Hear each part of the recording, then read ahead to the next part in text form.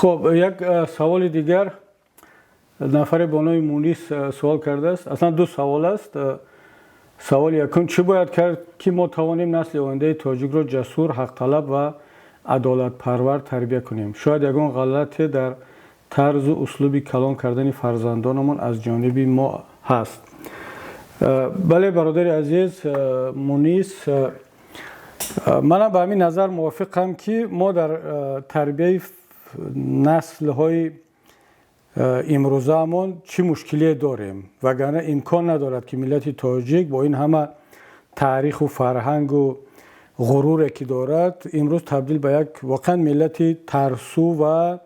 ملتی است که از حقوق خودش دفاع کردن نمیتواند. تنها در داخل تاجیکستان ما همین وضع را در سراسر دنیا داریم، بخصوص در کشورهایی که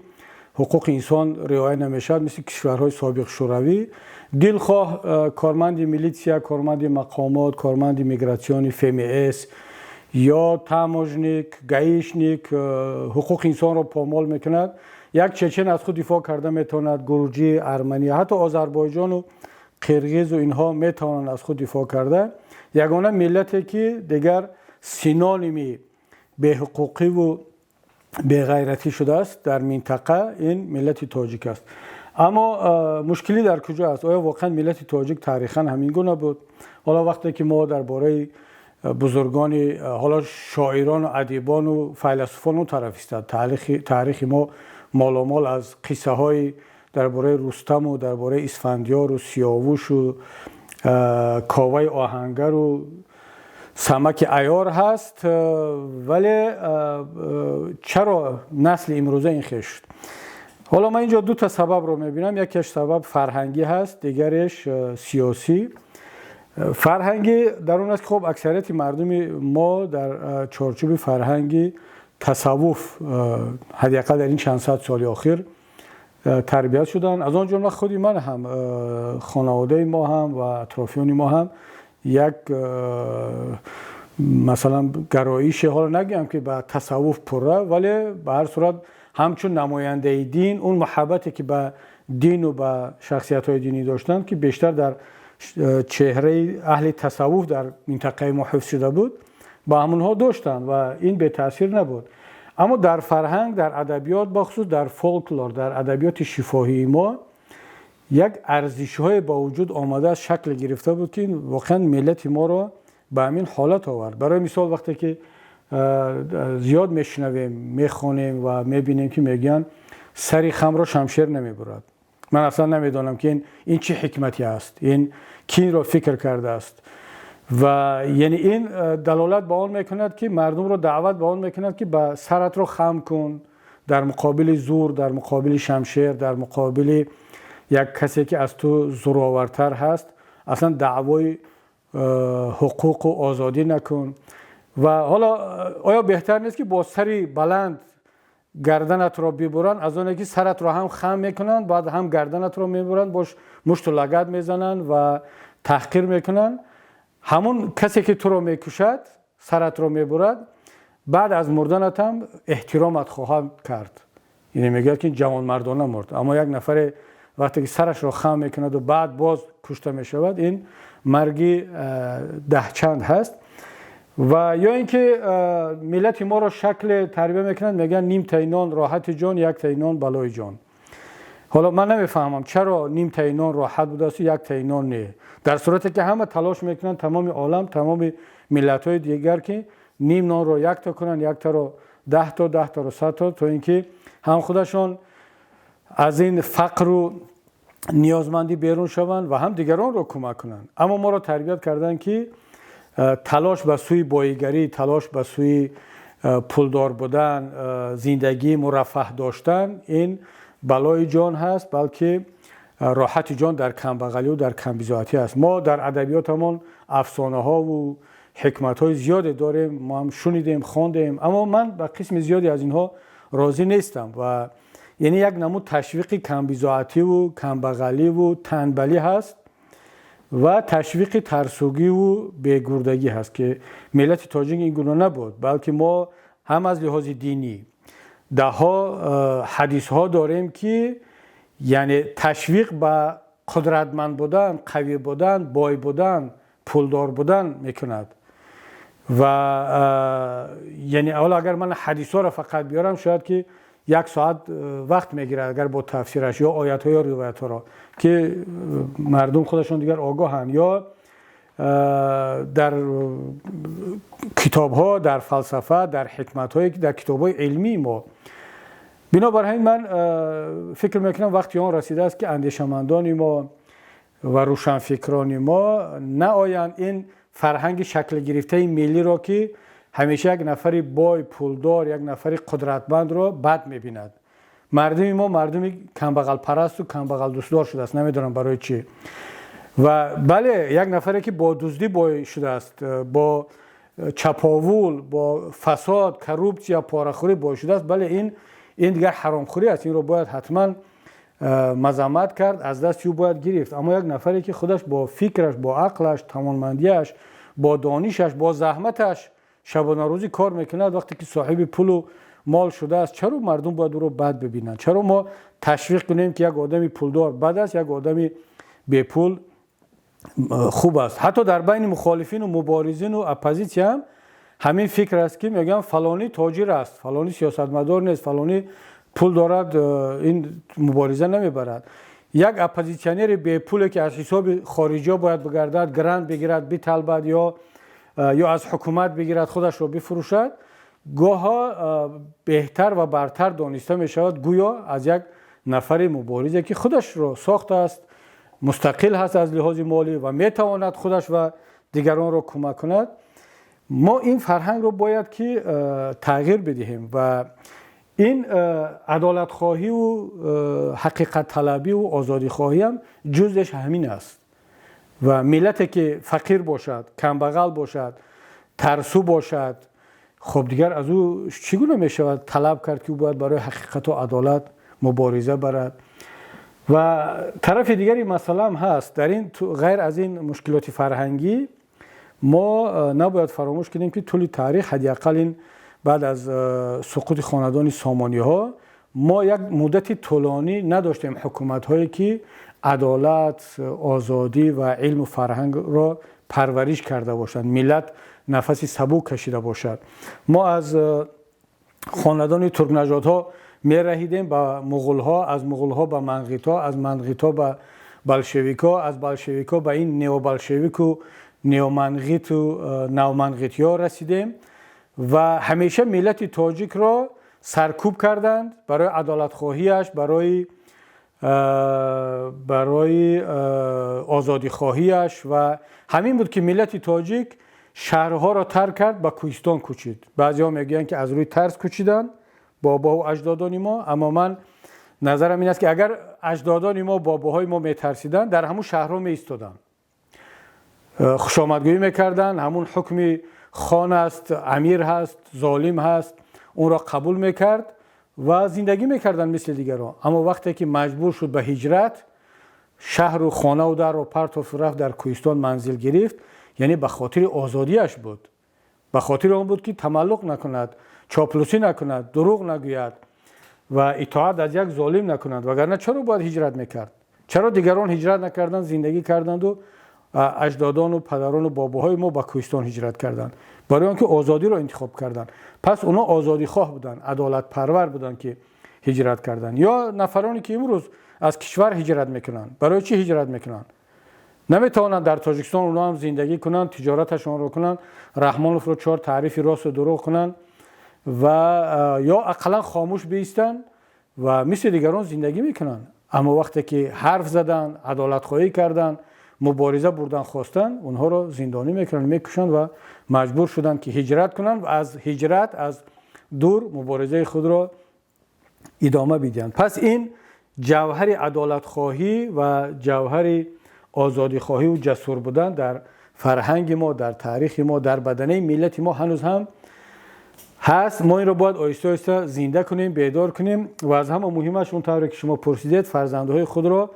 بفهمانیم، شرح بدیم که ملت تاجیک اصالتا چگونه بود. هیچگاه یک ظالم را پرورش نمیکرد، نمیترسید، مبارزه میبرد، اون را تغییر میداد. اما آنه که امروز وجود دارد این به طبیعت ملت ما موافق نیست، باید که این عوض کرده شود. و سوال دیگه شما درباره اون است که کدام کتاب ها رو برای خواندن به ما جوانان توصیه میدهید و کدام کتاب های خوانده شما به شما تأثیر بخش بود. سلامت باشید. ببینید دوست عزیز مونیس، من نمیتونم به جوان ها، به نسل نورس کدام کتاب مشخصی رو توصیه بدهم، چون اصلا توصیه عمومی من این است که کتاب بخونند. حالا فرق ندارد اون چه کتاب است، او رمان هست، پوست است، قصه هست، یک کتاب فانتزیا هست، کتاب ماجرایی هست، یعنی همون یکان کتاب های کریمینالی یا جنایتی هم معروفن درباره محبت، عشق، تاریخ، و کتاب های علمی داکومنتری هست که نگاه انسان رو، جهانبینی انسان رو وسیع میکند. امروز در مقایسه با گذشته انتخاب خیلی وسیع است، انتخاب بزرگ است. حالا غیر از اون که کتاب ورقی است، کتاب های الکترونی هست. در اینترنت شما میتونید در شکل PDF و شکل الکترونی پیدا کنید و نسل امروزه واقعا از یک طرف نسل خوشبخت است که اینقدر امکانیت دارد، از طرف دیگر نسل بدبخت است که جای کتاب رو اینترنت، یوتیوب و فیسبوک گرفته است. دیگر مردم خواهش و قدرت خواندن رو از دست دادن، بلکه رو آوردن به شنیدن و بیشتر دیدن، گوش کردن و دیدن، و همزمان با کار دیگر مشغولن و خواندن رو متخصصان همیشه توصیه میکنند و حتی بیل گیتس فرزندان خود رو به اینترنت راه نمیدهد. خودش مایکروسافت رو و اینترنت رو با وجود آورده است و میلیاردها رو از این حساب کسب کرده است، درآمد گرفته است، اما فرزندان خود را دور از اینترنت نگه می‌دارد، با کتاب مشغول می‌دارد تا اینکه اون انسانیت و اون علم و فرهنگ رو از دست ندهند. اما من چرا توصیه میکنم؟ ببینید اون چیزی که به من تاثیر رسانده است طبیعی است که پیش از همه هم کتاب‌ها و هم قصه ها و هم اون تربیت پدر و مادر است که به یک کودک میدهند. از طریق قصه و افسانه عشق و محبت ملت و تاریخ و دین و فرهنگ را جا میکنند که و خدا را شکر که پدر و مادر من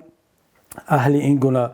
علم و فرهنگ و قصه های زیاد و جالب، چه قصه های دینی و چه تاریخی بودند و اون تاثیر رساند. بعد در زمان شوروی در مکتب کتابخانه بود، در مکتب و در دهه کتابخانه بود و یعنی مردم ذوق و خواهشی خواندن داشتند، بخصوص نسل ما. اما خودی من بغیر از اون کتاب هایی که در اون زمان، حالا نگویم که خیلی کتاب خوان بودم، اما خدا را شکر که به کتاب نبودم و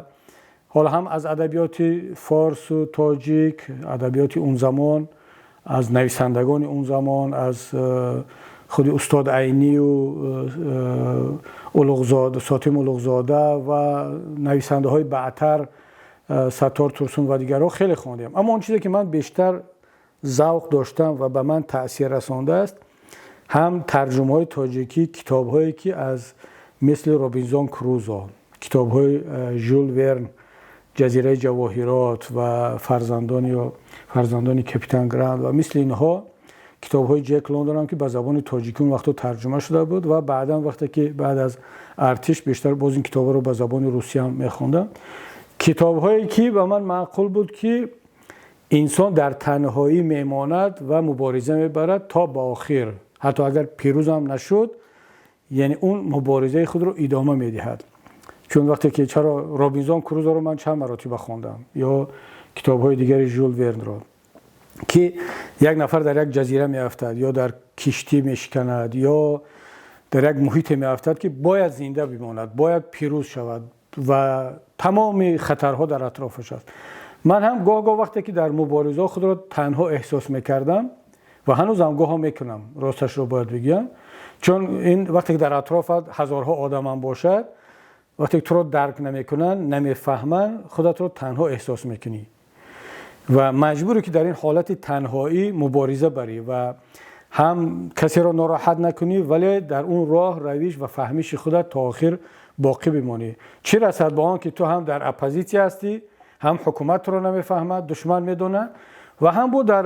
یک گروه در برادران و خواهران هستی که در بعضی مسائل میفهمن اما در بعضی مسائل ها باز نه تنها نمیفهمن بلکه تلاش میکنن که اون فکر رو اون ایده ها چون فکر میکنن که بیگانه هست و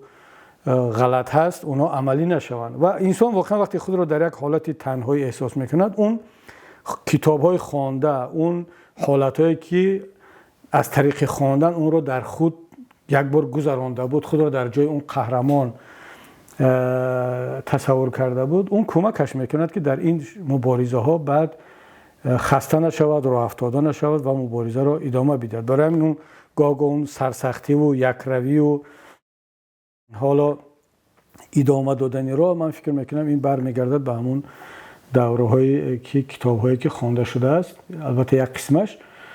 اما من الان چی توصیه میکنم هستند مثلا من فکر میکنم که کتاب هایی که اونها به زمان ربط ندارن چند صد سال هم شده باشد کتاب های تولستوی داستایوفسکی چخوف اینها رو باید حتما خواند کتاب های مثلا از ادبیات فارس نه تنها گذشته بلکه ادبیات 100 سال اخیر مثلا کتاب هایی در ایران نشر شد صادق هدایت و دیگرها رو باید حتما خواند مثل کتابی پوفی کور مثلا یا از ادبیات معاصر روس و اما در این 10 سال 15 سال اخیر هم کتاب‌های خیلی خوبی بدیعی و علمی نشر شدند بخصوص کسانی که با زبان‌های اروپایی تسلط دارن آگاه هستند اینا شانس بیشتر دارن مثلا الان وقتی که ما با زبان آلمانی بیشتر میخونم واقعا هم ادبیات در اینجا پیش رفته است هم ادبیات ترجمه شده و هم ادبیات از خود آلمانی ها نوشته میشد خیلی پیش رفته است اما ما یک خوبی داریم یک برتریت دیگر داریم که تقریبا کتاب خوب نیست در جهان که به زبان فارسی ترجمه نشده باشد این طرف قدرت یا خوبی زبان فارسی ما این است که ما تاجیک‌ها که ترجمه تقریبا در حالت نال هست در تاجیکستان اما خدا را شکر که نهضت ترجمه یا حرکت ترجمه بیداری ترجمه در ایران